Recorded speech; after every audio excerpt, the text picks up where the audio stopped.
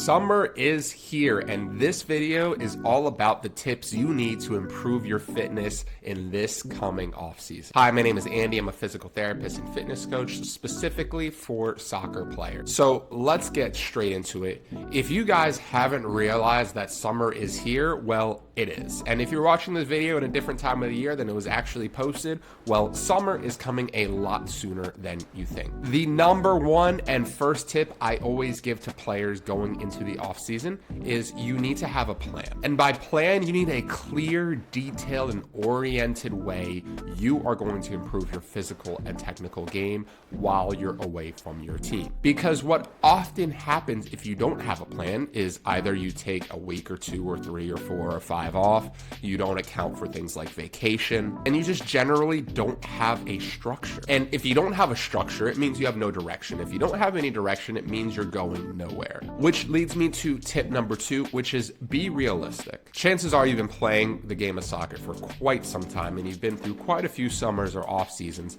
and you know yourself, you know your tendency, and you know what you're tempted to do and not do. Don't make a plan that's going to drastically work against your current habits and your current attitude.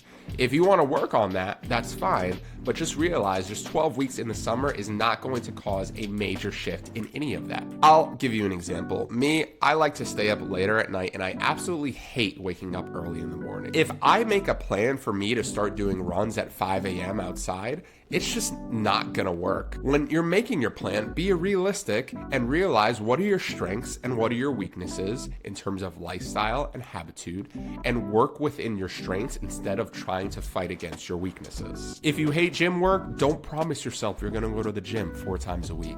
If you hate doing long runs, don't tell yourself you're gonna do a 5K run 3 times a week. Make something realistic, doable, and for my last and final tip, make sure it's measurable. You're going to have to find a way to measure your progress as you go throughout the summer. And that's always going to depend on your goals, right? If your goal is to become a faster and more powerful footballer, measuring that is going to be very different than a footballer who, let's say, wants to improve their overall conditioning. But whatever goals you have or whatever qualities you'd like to improve, make sure there are numbers to back that up. For example, if you're a footballer who wants to improve your conditioning and your fitness, you may have in mind the goal of, you know what, when I come back to my team in the fall, I want to be the fittest player on the team, which is great. The problem with that goal is there's actually no way to measure it during the summer.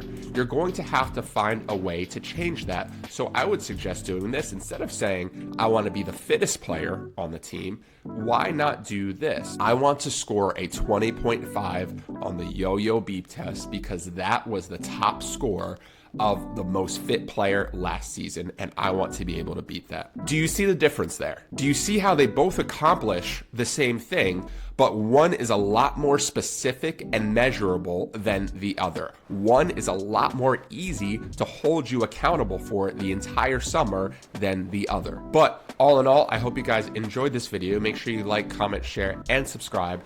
And put any questions you have in the comments below, and I'll try to answer them as soon as I can. Thanks, peace, and love, and we'll see y'all next time.